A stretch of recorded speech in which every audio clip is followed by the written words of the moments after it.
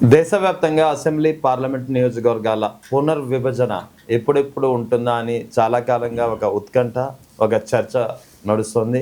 ఈ నేపథ్యంలో కేంద్ర ప్రభుత్వం హఠాత్తుగా నిర్ణయం తీసుకుంది. ముఖ్యంగా దామాషా పద్ధతిలో కాకుండా ఈసారి ఓవరాల్గా దేశవ్యాప్తంగా అన్ని రాష్ట్రాల అసెంబ్లీ అటు లోక్సభ సీట్లను 50% ఇప్పుడు ఉన్న వాటికి 50% పెంచాలనే నిర్ణయం తీసుకుంది. దీనికి సంబంధించినటువంటి బిల్లు కూడా ప్రవేశపెట్టడానికి కేంద్ర ప్రభుత్వం సన్నాహాలు చేస్తుంది. సో ఈ నేపథ్యంలో ఏపీ, ఆంధ్రప్రదేశ్, తెలంగాణలో నియోజకవర్గాల పునర్విభజన ఎలాంటి ప్రభావం చూపిస్తుంది, ఎన్ని నియోజకవర్గాలు పెరగనున్నాయి, ఇదే సమయంలో మహిళా రిజర్వేషన్ బిల్లు కూడా నియోజకవర్గాల పునర్విభజన బిల్లుతోటే తీసుకొచ్చేందుకు ప్రయత్నం జరుగుతుంది. అదే జరిగితే ఎలాంటి పరిణామాలు ఉంటాయి, రాజకీయంగా ఎలాంటి పరిణామాలు మారనున్నాయి, ఈ అన్ని వివరాలపై మనతో మాట్లాడేందుకు ప్రముఖ విశ్లేషకులు కేఎస్ ప్రసాద్ గారు జాయిన్ అవుతున్నారు. సార్ నమస్తే. నమస్తే అండి. సార్, నియోజకవర్గాల పునర్విభజన చాలా కాలంగా వినిపిస్తుంది ఎప్పుడెప్పుడు అని. మొత్తానికి దీనికి సంబంధించిన ఒక క్లారిటీ వస్తుంది. దామాషా పద్ధతిలో కాకుండా, దామాషా పద్ధతిలో అయితే సౌత్ ఇండియా నుంచి ఒక వ్యతిరేకత వస్తుందనే కారణంతో వెనక్కి తగ్గినట్టుంది కేంద్ర ప్రభుత్వం. ముఖ్యంగా ఓవరాల్గా 50% సీట్లు పెంచడానికి అయితే నిర్ణయం దాదాపుగా తీసుకున్నారు. ఒక్కటి మాత్రం నేను చెప్పగలను, వైటల్ రోల్ ప్లే చేసే Tamil Nadu and west Bengal assembly సెగ్మెంట్లో ఎఫెక్ట్ కానీ ఎలక్షన్. ఉదాహరణకి ఈ పని ఈ గవర్నమెంట్ రాగానే టాప్ ప్రయారిటీ పెట్టుకుని జనగణన చేసి ఉంటే ఓకే, లెట్ ఇట్ బి. ఇప్పుడు say for instant some states ఏదో హ్యూజ్ ఎక్స్పాన్షన్కి వెళ్ళి ఈ నియోజకవర్గాలు పెరిగి ఈ ఎలక్షన్ ఒకవేళ మీరు జమిలీ ఎలక్షన్ పెట్టినా సంబంధిత నియోజకవర్గాలతో అడ్వాంటేజ్ ఉంటుంది కదా. ఇప్పుడు కేవలం దక్షిణాది రాష్ట్రాలతో ఏ ఉపయోగం లేని, ఇప్పుడు దానికి ఉత్తరప్రదేశ్ లాంటి నియోజకవర్గాలు 90 శాసించే స్థాయికి వచ్చేస్తున్నాయి. ఇప్పుడు పెరిగే ఉదంతంలో ఇంకెంత అడ్వాంటేజ్ క్రియేట్ అయిపోతుంది మీకు. ఓకే. రెండోది, మీరు కొన్ని నియోజకవర్గాల పెంపు అన్నది మాత్రం నామకవాస్త. ఉదాహరణకి ఆంధ్రప్రదేశ్లో 243 స్థానాలు, 37 పార్లమెంటు. శుభ్రంగా ఉన్న మన రాష్ట్రంలో 43 స్థానాలు ఉన్నదాన్ని చేజేతులర చెడగొట్టి 2 రాష్ట్రాల కింద ఎడదీసి వాటిని 37 పెంచి ఇక్కడేమో 29కి తీసుకొచ్చి ఎంపీలని, ఇక్కడేమో 179 చేస్తాం, అక్కడ 263 చేస్తాం. అసలు ఏంది ఈ గామిడి? పాయింట్ 1. సరే, మనకి రాష్ట్ర విభజన, మనం దేశం అంతా మాట్లాడడం ఒక ఎత్తు అయితే రాష్ట్రం గురించి మాట్లాడదాం. మీరు రాష్ట్రం ఎడదీసినప్పుడే మాకు చెప్పిన మాట ఏంటి? ఇది 10కి 10 జిల్లాలు వెనకబడి అన్నారు తెలంగాణలో, అక్కడ 13కి కానీ 7 వెనకబడిన జిల్లాలు ఉన్నారు.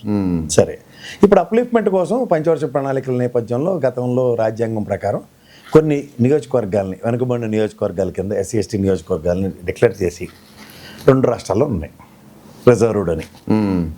ఈ రోజుకి కూడా ఆ నియోజకవర్గాల్లో అప్లిఫ్ట్మెంట్ ఏం చేశారో మీరు చెప్పండి. ఓకే. రెండోది, ఏదో ఎస్సీ ఎస్టీ సబ్ ప్లాన్, తోటకూర, ఈ అధికారులతో కాలక్షేపం చేశారు. మాకు ఇవన్నీ వద్దండి. కులగణన ఎప్పుడో బ్రిటిష్ టైంలో 1912, 20లో ఎప్పుడో చేసాడు. ఈ రోజు కులగణన లేదు. రెండోది, జనగణన 2011లో చేశారు, ఇప్పటికీ జనగణన లేదు. అవును. ఈ రెండు లేకుండా మాకెందుకు ఈ నియోజకవర్గాల పెంపు? ఇంకోటి, నాకు తెలిసిన అతి తక్కువ పరిజ్ఞానంలో దేశంలో ఏదైనా జిల్లా ఏర్పాటు చేయాలంటే కేంద్ర ప్రభుత్వం అనుమతి లేనిదే అవ్వదు. ఇక్కడ ఊరికి ఎగేసుకుని పోగేసుకుని 33 జిల్లాలు ఇక్కడ తెలంగాణలోనూ, అక్కడేమో 36 జిల్లాలు ఎన్నో చేసి ఆలోచించుకున్నారు.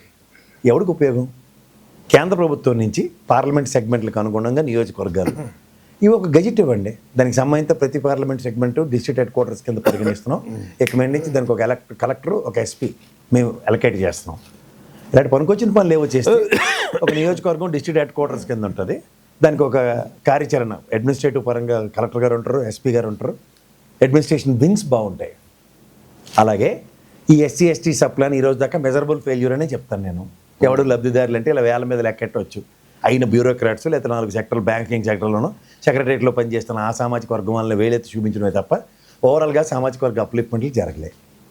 ఇవి ఈసారైనా నియోజకవర్గాల పునర్వ్యవస్థీకరణలో వెనుకబడిన నియోజకవర్గాలను ఐడెంటిఫై చేసి అక్కడే కేంద్రీకృతం చేసే ఒక ప్రక్రియకి తెరలేపి అట్లీస్ట్ ఆ నియోజకవర్గాల వరంగానే అప్లిఫ్ట్మెంట్ చూపిస్తే వీటి మీద ఏదైనా మీ దగ్గర బృహత్తర కార్యక్రమం ఉందా?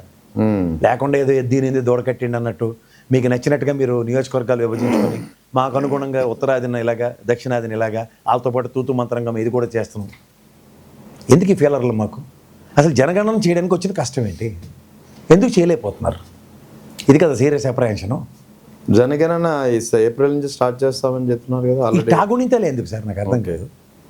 నేను పొద్దున్నే సెస్లో వాకింగ్ చేస్తా, అక్కడ నాకు ఏ విధమైన ఇండికేషన్స్ నాకు కనబడలేదు అక్కడ. మీరు చెప్పినట్టే టాగునితమే 2029కో 27 కల్లా కంప్లీట్ చేసే ప్రపోజల్స్ ఉన్నాయి ప్రసాద్ గారు. But so far nothing of that spot. Active మూసుకోవాలి కదా. ఇప్పుడు ఆ మాటకు వస్తే తెలంగాణలో బీసీ గణన జరిగింది, ఎందుకు ఎవరికి ఉపయోగం, ఎవరికి ఉద్ధరింపు?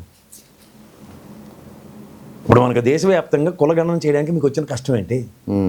రిజర్వేషన్ ప్రక్రియలకో లేదంటే దేనికైనా సరే అప్లిప్మెంట్ కార్యక్రమానికి మీరు ఇచ్చిన సంక్షేమాలు ప్రజలకి సత్ఫలితాలు ఇవ్వనప్పుడు, నియోజకవర్గాల వారీగా మీరు ఆల్మోస్ట్ 70-80 సంవత్సరాల దగ్గర పరిగెడుతున్న దేశ స్వతంత్రంలో మొన్న మీరు డిక్లేర్ చేసిన దగ్గర 2014లో అంటే ఒక దగ్గర 65-70 సంవత్సరాల దేశ స్వాతంత్రంలో ఒక రాష్ట్రాన్ని ఎడగొట్టి అందులో దగ్గర 26 జిల్లాలతో ఉన్న రాష్ట్రంలో 26 17 + 23 17 + 10 + 20 23 జిల్లాలు ఎడగొట్టింది.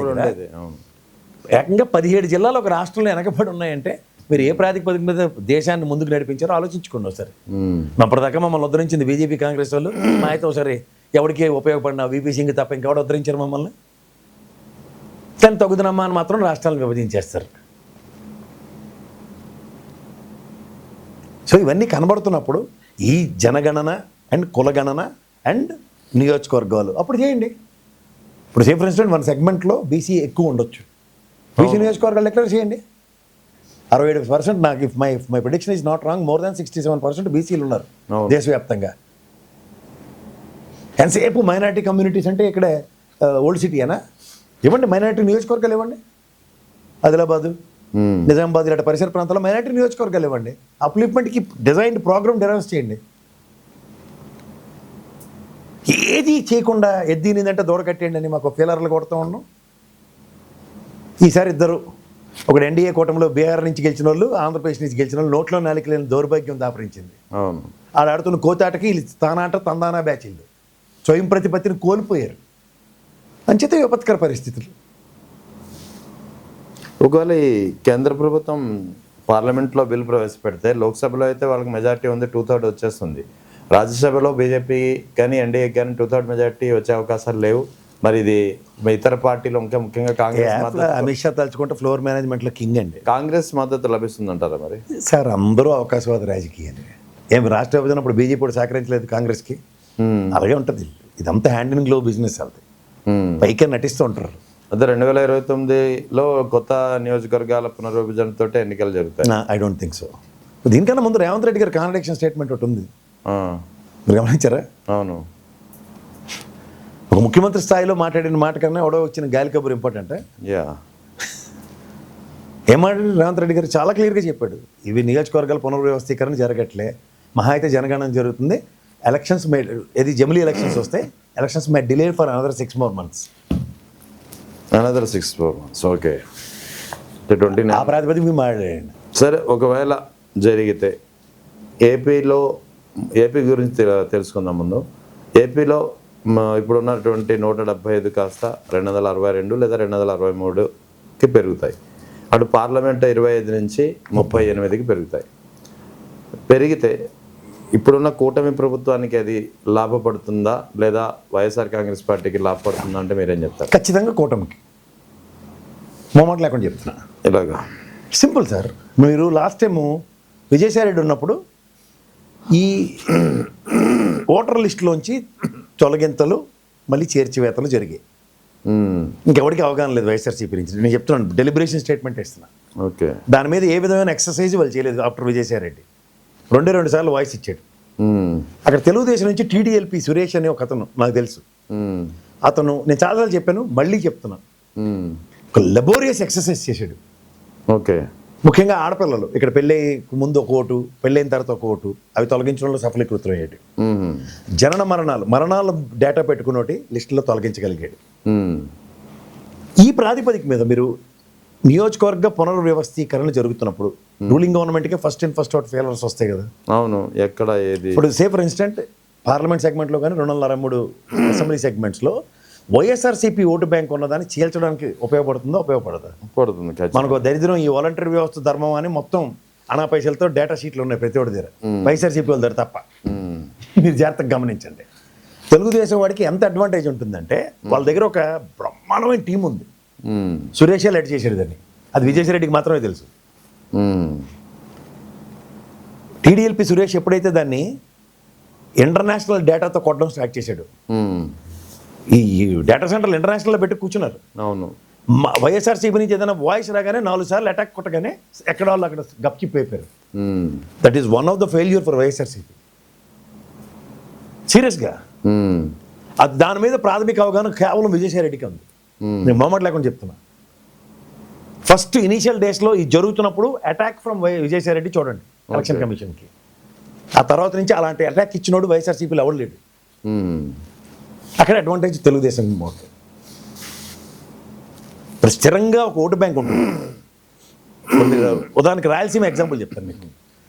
ఇర్రెస్పెక్ట్ ఆఫ్ విన్ ఆర్ లాస్ట్, ఈ రెండింటికి సంబంధం లేకుండా నిక్కరమైన 30-35% ఓటు బ్యాంక్ ఉంది తెలుగుదేశానికి. ఏంటంటే రాయలసీమ తీసుకోండి, కాంగ్రెస్ దగ్గర నుంచి తెలుగుదేశం పార్టీ దగ్గర నుంచి గెలవకపోవచ్చు. నేను ఎప్పుడు చెప్తూ ఉండేవాడిని 45 నియోజకవర్గాలు ఇలా ప్రస్థానమే లేదు రాయలసీమలో అని. కానీ ఎప్పుడైతే 30-35%ని ఈ తీసివేతలు కూడికలు కాన్సెప్ట్లో 35ని పెంచుకోవడానికి ఉపయోగపడ్డది. Okay, advantage Telugu Desam. ఈ ఎక్సర్సైజ్ వైఎస్ఆర్సీపీ నుంచి లేదు. ఎందుకు? క్షేత్రస్థాయిలో నాయకులు లేరు. ఆ వాలంటీర్ వ్యవస్థ దిక్కుమాల అయిపోయాక బుర్ర తక్కువ వెధవలు. ఈ వెధవలు ఇద్దరి వల్ల జరిగిన దౌర్భాగ్యం వైఎస్ఆర్సీపీకి.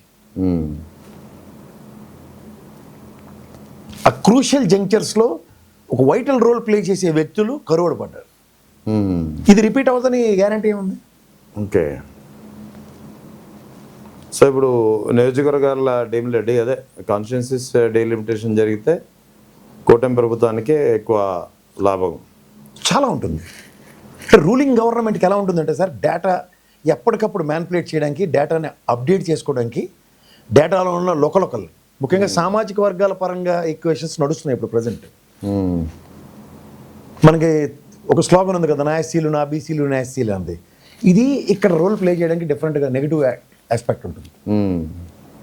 ఇప్పుడు నియోజకవర్గాల పునర్వ్యవస్థీకరణలో కేటగారికల్గా క్యాస్ట్ బేసిస్లో వెళ్ళిపోయారు అనుకోండి. సమ్ సెగ్మెంట్, మేజర్ సెగ్మెంట్ ఒక క్యాస్ట్ ఈక్వేషన్స్ ప్లే చేసినప్పుడు అక్కడ ఆ రోల్ వాళ్ళతో జస్టిఫై చేయిస్తే మీరు అనొచ్చు ఇది వైఎస్ఆర్సీపీ కూడా ఆ పని చేయొచ్చు కదా. కానీ ఒక లెబోరియస్ ఎక్సర్సైజ్ చేయడానికి రూలింగ్ గవర్నమెంట్కి అడ్వాంటేజ్ చూడండి. ఇప్పుడు ఉదాహరణకి ఒక ప్రాంతం ఉంటుంది సార్, ఇప్పుడు కోకట్పల్లిలో సెటిలర్స్ ఉన్నారు. ప్రాక్టికల్ కింద మీకు అర్థమయ్యే భాషలో చెప్తా. ఇక్కడ మేజర్ చంక్ తెలుగుదేశం దానికి అనుసంధానించుకున్నాడు ఓట్లు పడతాయి అనుకుందాం ఫర్ ఎగ్జాంపుల్. దీన్ని కన్సల్టేట్ చేస్తూ 2-3 స్ప్లిట్లు కొట్టారు అనుకోండి అక్కడ, ఈ ఖైరతాబాద్ నుంచి ఇచ్చినట్టు. అవును, ఇక్కడ మీరు క్యాస్ట్ వైజ్గా ఈక్వేషన్స్ ప్లే చేశారు అనుకోండి, తెలంగాణలో జస్టిఫికేషన్ వస్తుందా రాదా? వస్తుంది. లిమిటెడ్ ఎడిషన్స్ని అడ్రస్ చేయడం సులువా కష్టం?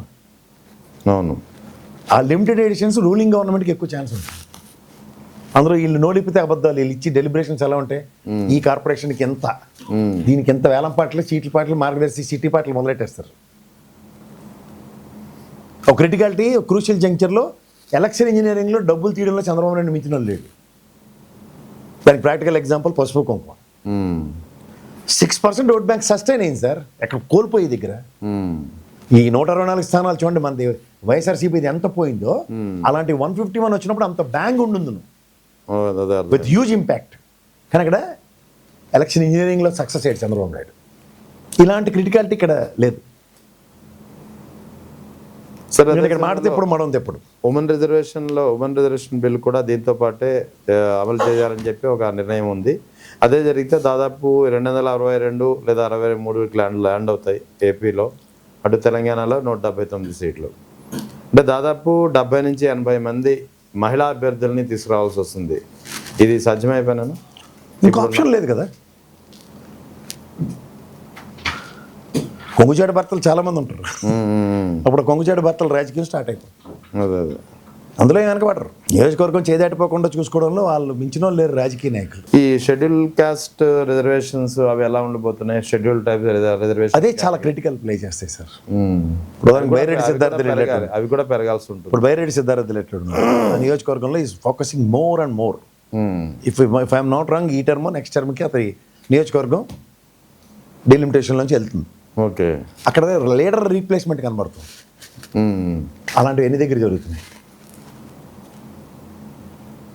ఎగ్జాంపుల్ చెప్తున్నా. ఓకే, తను కొవ్వొత్తులో కరిగించుకోగలుగుతున్నాడు అక్కడ.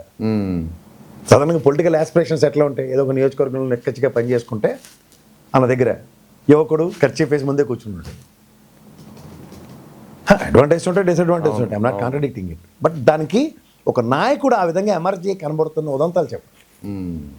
సో ఓవరాల్గా ఎక్కడైతే పవర్ఫుల్ లీడర్స్ వైఎస్ఆర్ కాంగ్రెస్ పార్టీలో ఉన్నారో అక్కడ చెక్ పెట్టడానికి కూటమి ప్రభుత్వం అయితే డీలిమిటేషన్ ద్వారా ప్రయత్నం. వాళ్ళు సామధానం దండోపేదాలన్నీ తీస్తారండి బయటికి.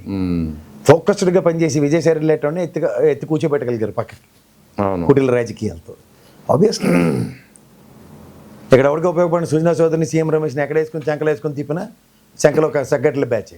బట్ విజయసాయి రిలేటెడ్ ఫోకస్డ్గా పనిచేసే దగ్గర వాళ్ళు చూడండి ఎలా ఎంత క్రిటికాలిటీని ఎక్స్పోజ్ చేశారు.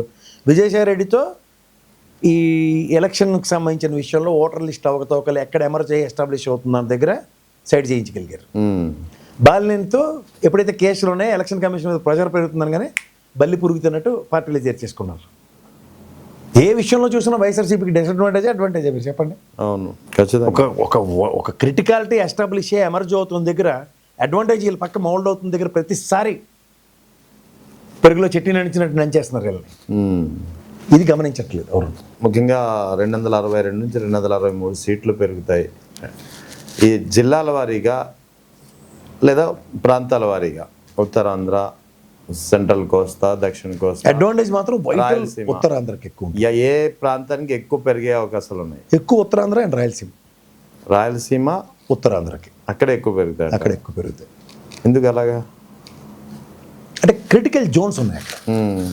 ఇప్పుడు డిస్ట్రిక్ట్ ఇప్పుడు మీరు చూడండి, మొన్న ఎడదీసిన అన్నమయ్య జిల్లా చూడండి. అవును. ఇంకోటి అది ఇక్కడ మన శ్రీకాంత్ రెడ్డి గారి గడికొడ రాయచోటి. ఇవి ఎలా ఎలా ఉన్నాయో చూడండి. సో ఈ పాకెట్స్ని అడ్వాంటేజెస్గా ఇప్పుడు మీరు గమనిస్తే బలిజీ సామాజిక వర్గం అక్కడ వైటల్ రోల్ ప్లే చేస్తుంటుంది. అవును, రాయలసీమ. ఇప్పుడు అవి కన్సాలిడేట్ అయ్యే ఛాన్సెస్ ఎక్కువ ఉన్నాయి. ఇప్పుడు బద్దివేలు ఉంది, 20,000 ఓట్లు ఉంటాయి. ఎగ్జాంపుల్ చెప్తున్నాను. మీరు బీజేపీకి ఎవరికి ఉపయోగపడిన బీజేపీ నిలబెట్టిన 20,000 వచ్చాయి అక్కడ. అవును. జనసేన అన్న ఒక మాట. సో ఇట్లాంటి ఫోకస్డ్ ఏరియాస్లో కనుక వాళ్ళు టార్గెట్లు ఎక్కువ వేసారు అనుకోండి, పెడగొట్టడంలో సిద్ధాస్తులు. అవును. బ్రిటిష్ వాడు ఏం నేర్పిపోయాడో తెలియదు కానీ డివైడ్ అండ్ రూల్ మాత్రం బాగా అడాప్ట్ చేసుకుంది అంటే బీజేపీ వాడును తెలుగుదేశం వాళ్ళు. ఓకే. క్రిటికల్ జోన్స్ డిస్టర్బ్ అవుతాయి. ఈ యాంగిల్లో కొంచెం చూడాలి. ఉమ్మడి ఉభయ గోదావరి జిల్లాలు ఉన్నాయి కదా, గతంలో అంటే 2009 డీలిమిటేషన్ ముందు తూర్పుగోదావరి జిల్లా. మీరు ఉభయ గోదావరి జిల్లాల విషయం ఒకటే చెప్తా సార్, మీరు దాంట్లో ఎన్నైనా చీల్చి చెండాడండి. They are the deciding factors. అవును, అదే అనుభూతున్నాను. సో అక్కడ మీరు ఏ కమ్యూనిటీ వైజ్గా మీరు డివైడ్ చేసుకున్నా అయితే అక్కడ ఏ విధంగా చేసినా అక్కడ ఎఫెక్ట్ ఏమి ఉండదు. అక్కడ వైటల్ రోల్స్ ప్లే చేసేవి బలిజ, కాపు మెయిన్ ఈ రెండు. మూడోది బీసీ సామాజిక వర్గానికి సంబంధించిన కొన్ని సెక్టార్స్. సో ఈ మూడుని అడ్రస్ చేయడం it's a matter of fact. So అంచేత వాళ్ళ కన్సల్టేషన్ చాలా పర్ఫెక్ట్గా ఉంటుంది. కానీ నేను ఎందుకే చెప్తుంది, ఎఫెక్ట్ ఎప్పుడు ఉభయ గోదావరి జిల్లాల కన్నా మీరు ఆలోచించవలసింది ఎప్పుడు రాయలసీమ. అండ్ మీకు ఎప్పుడైనా సరే చూడండి, స్ట్రెంథన్గా ఒక లీడర్ పనిచేస్తున్నప్పుడు, రాజశేఖర రెడ్డి గారితే మీకు ఎగ్జాంపుల్ చెప్తాను. రాజశేఖర రెడ్డి గారు రాజకీయం రాయలసీమ శాసించేస్తున్నాడు అన్నప్పుడు చంద్రబాబు నాయుడు ఒక ఈక్వేషన్తో పొంగనూరు రాజకీయాలకు తెరలేపాడు. అప్పుడే Chittoor and Rayalaseema politics start అయ్యాయి. ఓకే. సో ఇవన్నీ వెనక్కి ముందుకి టర్న్ ద పేజ్ లేనంత వరకు లేకపోతే మాత్రం చాలా కష్టం. అంటే ఈ లెక్కన మీరు చెప్తున్న దాని ప్రకారం డీలిమిటేషన్ ఒకవేళ అదే ప్రాసెస్లోకి వస్తే, ఇప్పుడు కాపులు అక్కడ డిసైడింగ్ ఫ్యాక్టర్స్ ఉమ్మడి ఉభయ గోదావరి జిల్లాలో ఒక్కొక్క నియోజకవర్గం, పిఠాపురం తీసుకున్నా, కొత్తపేట తీసుకున్నా, లేదా రాజోలు తీసుకున్నా, లేదా పెద్దాపురం తీసుకున్నా, తుని తీసుకున్నా, జగ్గంపేట తీసుకున్నా, ప్రతిపాడు తీసుకున్నా, అటు వెస్ట్ గోదావరిలో ఏలూరు తీసుకున్నా, ఇలాగ తాడేపల్లిగూడెం తీసుకున్నా, ఏ నియోజకవర్గం తీసుకున్నా దాదాపు 2 జిల్లాలు కలిపి 34 అసెంబ్లీ నియోజకవర్గాలు ఉన్నాయి, 2 ఉమ్మడి ఉభయ గోదావరి జిల్లాలో. ఈ 34లో దాదాపు వీ కెన్ సే నియర్లీ 25కి పైగా నియోజకవర్గాల్లో కాపు డామినెంట్ ఫ్యాక్టర్ ఉంటుంది. సో కాపులు ఇవాళ కాకపోతే రేపైనా సరే కూటమికి థ్రెట్ అని చంద్రబాబు నాయుడు భావిస్తే, కాపులు ఒక చీలిక వస్తుందని ఏదైతే వార్తలు వస్తున్నాయో, అంటే 2019లో 24 ఎన్నికల్లో ఉన్నంత బంధం ఇప్పుడు ఉండకపోవచ్చు అనే వార్తలు వస్తున్న నేపథ్యంలో డీలిమిటేషన్ ఆసరాగా చేసుకొని ఈ కాపులు ఎక్కువగా ఉన్నటువంటి నియోజకవర్గాలని విభజించే అవకాశాలు ఉన్నాయంటారా? Obviously that's what I'm saying. వాళ్ళు మీరు you're only prospecting of YSRCP మాడుతున్నారు మీరు. మెయిన్ థ్రెట్ జనసేనకు ఉంటుంది. ఎస్, ఎందుకంటే మీరు మర్రి చెట్టు కింద గులాబీ మొక్క వేసినా అది ఎదగదు. అవును. పవన్ కళ్యాణ్ తెలుసో తెలియకో సేద తీరినంతకాలం జమ్మానంగా ఉంటుంది. ఇప్పుడు ఆవు గేదె వెళ్ళి గడ్డి తిని వచ్చి కూర్చొని నెమరు వేసుకుంటూ కూర్చుంటుంది చెట్టు నిండా. ఇతను గడ్డి తినకుండా ఆల్రెడీ వచ్చి నెమరు వేయడానికి అలవాటు పడిపోయాడు. అది ఎందుకు అడిగానంటే 2009లో కొత్తపేట నియోజకవర్గంలో గతంలో ఆలమూరు మండలం అనేది కాపు డామినేటెడ్ మండలం. అది ఆలమూరు 2009 డీలిమిటేషన్ ముందు మండపేట నియోజకవర్గంలో ఉండేది. అవును. సో 2009 డీలిమిటేషన్ లో ఏం జరిగింది, ఈ ఆలమూరుని తీసుకొచ్చి కొత్తపేట, దాంతో అది కాపు నియోజకవర్గంగా మారిపోయింది. అక్కడి నుంచి త్రిమూర్తి కష్టాలు స్టార్ట్ అయ్యాయి. యా, ఈయనకి కష్టాలు స్టార్ట్ అయినాయి. సో అప్పటి నుంచి కొత్తపేట అనేటప్పటికి కాపు డామినేట్ గా మారిపోయింది. 2009 నుంచి గత 20 సంవత్సరాలుగా ఈ 4 ఎలక్షన్స్ లో అది మండపేటకు ఉండేది ఒకప్పుడు ప్రాబ్లం. యా, మండపేటకు ఉండేది. సరే, ఇక్కడ మీకు మళ్ళీ చెప్తాను. ఇప్పుడు మళ్ళీ ఈ ఆలమూరుని తీసుకెళ్లి మళ్ళీ ఏ మండపేటలోనో రామచంద్రపురంలోనో లేదా వేరే దాంట్లో కల్పిస్తారనుకోండి, లేదా కొత్త నియోజకవర్గం కూడా కపిలేశ్వరపురం ఏదో కొత్త నియోజకవర్గం ఏర్పడి అప్పుడు కొత్తపేట లాంటి కాపు డామినేట్లో కాపు పవర్ పోతుంది. ఇక్కడ మీకు ఒక విషయం చెప్తా సార్. ఉభయ గోదావరి జిల్లాలో నేను కన్సాలేట్గా ఒక యూనిట్ కింద చెప్పాను. కానీ ఇక్కడ మీరు డివైడ్ అండ్ రూల్ పాలసీని బాగా ఆకలించుకున్న తెలుగుదేశం అండ్ బీజేపీ చేసి క్షుద్ర కార్యక్రమం ఏ విధంగా ఉంటుందంటే, పవన్ కళ్యాణ్ త్రూగా జనసేన పార్టీ కన్సాలేట్ అవ్వడానికి ఏ విధమైన వెసులుబాటు ఉండదు. ఎందుకంటే మన కిరణ్ రాయల్ ఒక సందర్భంలో ఈసారి 70-80 సీట్లు అడుగుతాం, అవును, అన్ని అడుగుతాం అన్న దగ్గర మనందరికన్నా కీడు ఎక్కువ ఎంచే వ్యక్తి ఎవడంటే చంద్రబాబు నాయుడు గారు. అవును. సో ఈ ప్రాస్పెక్ట్లో మీరు ఎప్పుడైనా మండపేటకు జరిగిన కొత్తపేటకు జరిగిన న్యాయం, మండపేటకు జరిగిన అన్యాయంలో కాపు నాయకుడు ఎమర్జ్ అవ్వడానికి ప్రతిసారి కష్టపడుతూనే ఉన్నారు in the prospect of opposition party. So election అనే దాంట్లో సేద తీరినంతకాలం ఒకలా ఉంటుంది. సేద తీరకపోతే అడ్వాంటేజ్ క్రియేట్ చేసుకోవడంలో సిద్ధవస్తుడు చంద్రబాబు నాయుడు. సో ఈ థ్రెట్ అతనికి ఉంది. సో ఓవరాల్గా డీలిమిటేషన్ అమల్లోకి వస్తే కాపు డామినేటెడ్ నియోజకవర్గాల్లో చీలిక వస్తుంది, కాపుల పవర్ ఖచ్చితంగా తగ్గబోతుంది. అంతే కదా. ఇది ఏం చేస్తుంది, దీన్ని కాంపన్సేట్ చేయడానికి రాయలసీమలో లేని ఉనికి లేని దానికి అమర్చ్ చేయడానికి వెసులుబాటు ఇస్తుంది. అది కన్సల్టేట్ అవ్వలేవు. ఇప్పుడు నీకు ఉదాహరణకి అక్కడ ఆ ఓట్లతో ప్రభావితం చేయలేవు ఎలక్షన్. మహా అయితే తిరుపతి ఒకటి, బద్వేల్లో ఒక 20-30 వేల ఓట్లు, ఇలాంటివి ఏవో ర్యాండమ్గా ఒక ట్రెండ్ని మచ్చుచునగ్గా చూపిస్తూ ఎంటైర్ రాయలసీమలో కాపు సామాజిక వర్గానికి అడ్వాంటేజ్ ఉండే నియోజకవర్గాలు పెంచడానికి ప్రాబిలిటీస్ చూపిస్తారు. ఇక్కడ తగ్గించి అక్కడ పెంచుతారు. దాని ద్వారా ఇటు పవన్ కళ్యాణ్ కూడా మళ్ళీ పెంచేటాడు కూడా తగ్గించవచ్చు. మీరు ఈ విషయంలో మీకు మళ్ళీ చెప్తున్నాను, రణనీతి విషయంలో చంద్రబాబు నాయుడు గారికి ఉన్న టాక్టిక్స్ ఈ చిన్న బుజ్జి పిల్లడైన పవన్ కళ్యాణ్కి ఈ జన్మకు కూడా అర్థం కాదు. పక్కనుండి ఏదో అందులో సేత తీరడానికి బాగా అలవాటు పడ్డాడు. అవును. తన రణతంత్రాన్ని రచించుకునే నేపథ్యం ఉన్న దగ్గర రణతంత్రాన్ని వాడనివ్వకుండా నిస్సహాయం చేసి కూర్చోబెట్టారు. ఇది వైఎస్ఆర్సీపీకి ఏంటి, వాళ్ళని ప్రొవకేషన్లో కూర్చోబెట్టారు. This is all nothing but trap. Provocation అనే ట్రాప్కి సిద్ధం సభలతో అవగతం అయిన తర్వాత కూడా మళ్ళీ అదే ట్రాప్లో ఉన్నాడు. సో ఇక్కడ అడ్వాంటేజ్ తీసుకోవడానికి ఎక్కువ ఛాన్సెస్ ఉంటాయి. మనం కీడించి మేలంచాలి అంతేనండి. సో ఓవరాల్గా డీలిమిటేషన్ అనేది మీ అంచనా రూలింగ్ గవర్నమెంట్కి చాలా అడ్వాంటేజ్. ఇక్కడ పవర్లోంచి థర్డ్ ఎంపైర్ల పైనుంచి చూస్తుంటారు వాళ్ళు. అందులో 40-45 సంవత్సరాల పూర్తి అవగాహన ఉన్న చంద్రబాబు నాయుడు విభజించే తీరు చాలా డిఫరెంట్గా ఉంటుంది. ఇప్పుడు అంతా ఆల్ అడ్వాంటేజెస్గానే జరుగుతుంది, కానీ అపోజిషన్ వాయిస్లు ఇవన్నీ ఎవరు తీసుకుని అంత అడ్వాంటేజ్ చూపించడం అంటే నేనైతే దానికి కన్విన్స్ అవ్వను. Right right. ముఖ్యంగా బీజేపీ. అవును. ఇప్పుడు ఇక్కడ మీకు సిచ్యువేషన్ ఎలా ఉందంటే, బీజేపీ సన్నిధానంలో శాత తీరుతుంది తెలుగుదేశం, తెలుగుదేశంలో సన్నిధానంలో శాత తీరుతుంది జనసేన. సో ఈ ముగ్గురు, ఒకటి బీజేపీ విన్ విన్ సిచ్యువేషను, బీజేపీకి ఎలాగో విన్ విన్ సిచ్యువేషన్ లేదు కాబట్టి in the interest of Telugu Desam success చూపిస్తుంది.